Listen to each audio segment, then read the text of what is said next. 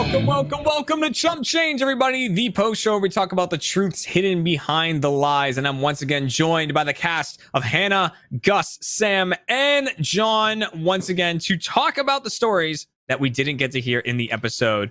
Guys, thanks for making the final episode a fun one. Thanks very much. Yeah. That was great. Yeah, of course. I love John. to show up. Like, why are you mad at me? I'll sunset a show anytime. When I saw all the stories, I was like, there's no way anyone's going to believe it wasn't John who lost his virginity at Disneyland. Yeah. I don't know. They still did. They still didn't get that round right. They didn't. I think the That's visual true. math, like him getting the bowl of body parts plus the mustache, I was willing to believe it. Like I was there. It seemed like it added up to me. But yeah, it did seem like and especially when I think of if you think of a panning shot on a graveyard with a sepia filter, Gus's name right on the it seems right? Like it's there.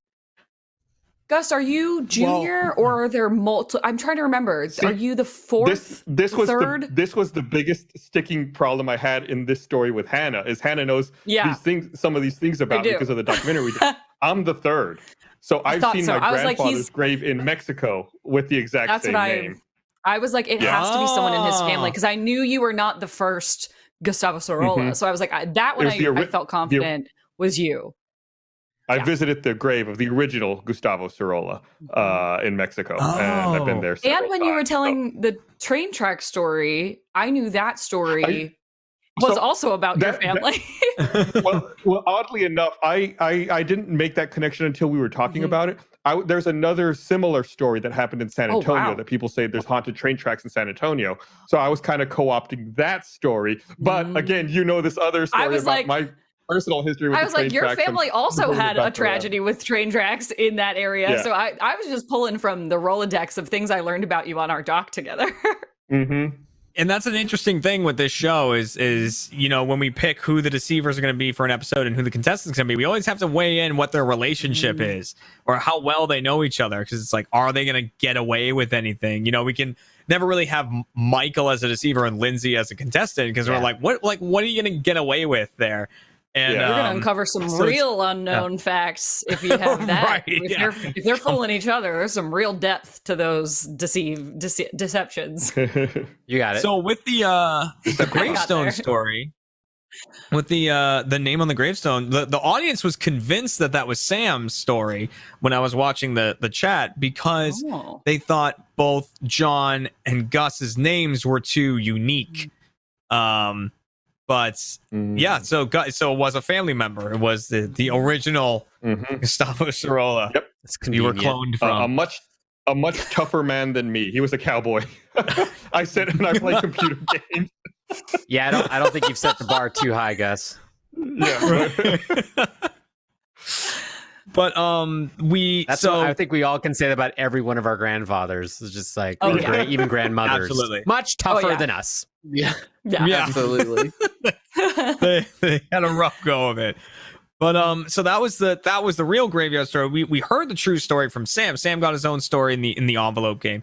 We saw a kid ruin his life with honesty, which so just got pulled over for a routine traffic stop and then just like an idiot. I mean, the kid he didn't felt have guilty or nervous. The cop essentially just let him off with the lightest thing you could do, and then he told his work, and his boss was actively like, "Shut up, don't tell me." And he was like, "But I feel like I have to tell you." And he was like, "I have to fire you. We have to." And the kid lost everything he had going for him. It was so crazy. Where it was just you just shut the fuck up. Nobody cares that you have a dugout in your fucking console. Shut up, kid. Man, that's awful. I know that. Yep. I know that feeling too of I think I'm doing the right thing here, by being Honesty's so honest. And other people are like, stop it. It's stop it. It's not always. Yeah, you don't have to lie in that situation. You just don't have to give all of those facts. Yeah. Don't offer yeah, exactly. Just admit a truth once in a while. That's not even. You can admit everything, right?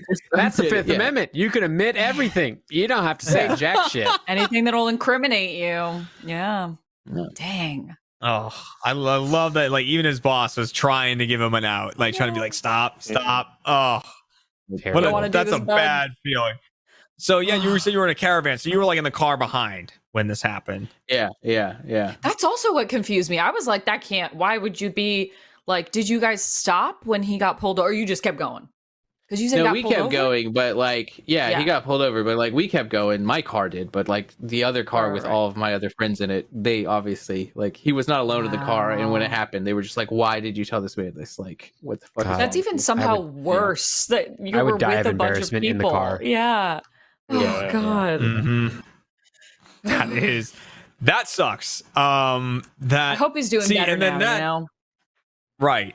That life turned, or the honesty got him somewhere. Hope we turned it around for him.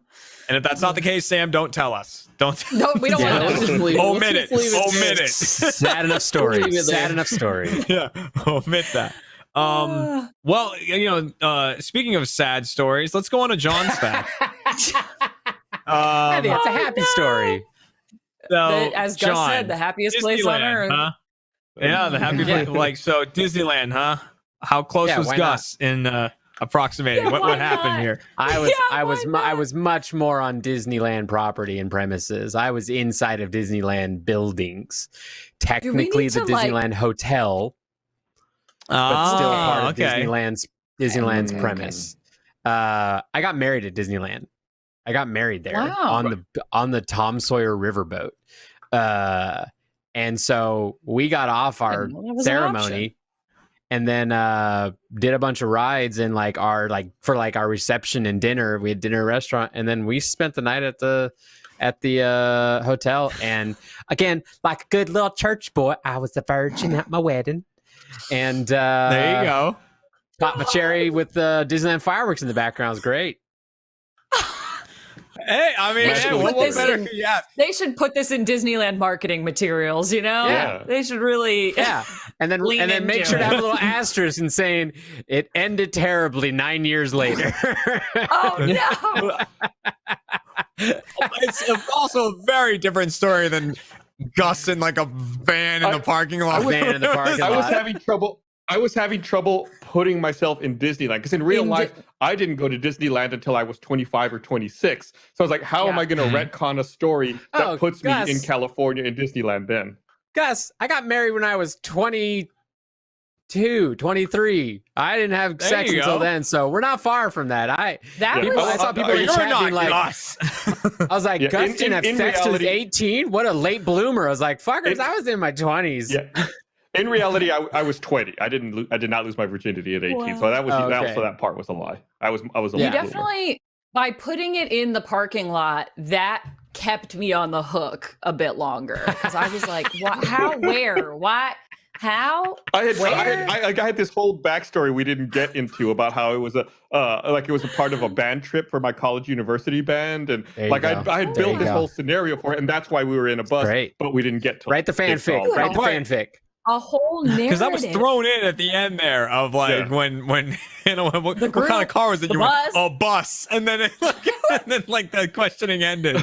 Really threw a curveball at the end of the bus thing, but because that's something that I've not the parking lot thing, but that's something that I've done. Because I've gone to Disney World with a band, like with a marching band, and we went through Disney and played in the band. So that's possible. That's a believable thing. It's does possible, happen. Right? Yeah. Mm-hmm. And that's the thing is pulling little nuggets of truth. I had to say 18 because I think a lot of people know I dropped out of college after 1 year. So I would either have to have been 18 or 19. And college football season is in the fall. So I would have been 18 and not 19 yet. Yeah, which is why I was trying to retcon all the correct details to make it correct. Every loose. Wait, so on that one, right? And this was you got. I had this notes. I had a on document the draw. that it was. But you didn't know you were going to get that one, so you had this prepared. No. I had stories written for either. Yeah, I had written out stories and backgrounds for both, just in case I got either of them. Yeah, y'all do that. That's homework? preparation. Crazy. I just wait and I feel the lie on the spot. I'm just like, where it is. Like, whatever I get, Sam. That's what makes it so compelling because I'm like, I got no clue if this is real or if he's making this up in this exact moment. Well, no clue. And you're right, because on the test episodes it's Sam talking about a haunted college and things like that, and that's funny. And that. witches and all this. I feel like it's all things I've heard Sam talk about before. Like, definitely, it was like you and Matt Bragg. There were mad witches. Yeah. Like, I don't know what the correlation was, but there were mad witches there. So, like, did you actually? Oh, you didn't work in a nursery. I don't know why I'm like still committed to that idea. John did. I never heard so many people confused by calling a place in a church where the kids are kept a nursery. It's a very common church term, especially in like Protestant, it was one of those, American churches. I thought of children first, and then I was like, oh, but a plant nursery could also be a thing. So kids nursery was the first way I was ever introduced that. And so whenever I saw plant nurseries, I thought that was silly. I was like, oh, it's like they got kids in there, but they're in pots. I don't actually. Yeah, why did they? I guess they call it that because they're raising plants. Yeah. Is there another reason? They right. Yeah. Anyway. But and like hearing compelling. John, like hearing the true story from John too, on like everything. We filmed Haunter a while ago, and we went to an asylum one time in Pennsylvania, and there was like a room that was like a nursery there that like the kids would all be, and that was some of the things they talked about. Is they were like these toys would make noises at night, and of course toys going off on their own is great ghost fodder. It's just like it's perfect. It's perfect. Why'd the toys go off? Couldn't it be an electrical problem? It's gotta be ghosts. Right. Ghosts. Ghosts are playing the piano. Witches. Yeah. Witches. Too many witches. Oops. I knew a witch that could play a piano, so that can happen. I've seen that one. I'll buy that. Yeah. Witches can play pianos. Yeah, don't we all? Folks. Don't we all? Oh my gosh. Well, once again, to all four of you, thanks so much for joining. And Gus, Sam, and John, we had you back on as the first deceivers on the first episode of Chump, so it was fitting to have you on again. And Hannah, we were like, what contestant really exemplifies all the Chump? Time. No, you were like a real fan favorite in the contestant slot. So having you back on was very fitting for it. But thanks for making so many episodes so awesome. You guys really did. You made the show great. Thanks to you, Jeremy. Thanks to you, John, for being a host. Thank you. You're an incredible host. And to you watching, the first members watching Chump Change and who tuned in to watch Chump Live and vote and play along with us, you also help make the show great. So thank you very much. And of course, there will be more amazing programming coming up on RTTV. So keep being first members, keep checking it all out, watch the other shows that are available to you, and we'll see you in the future. Have a good one, everybody. Bye-bye.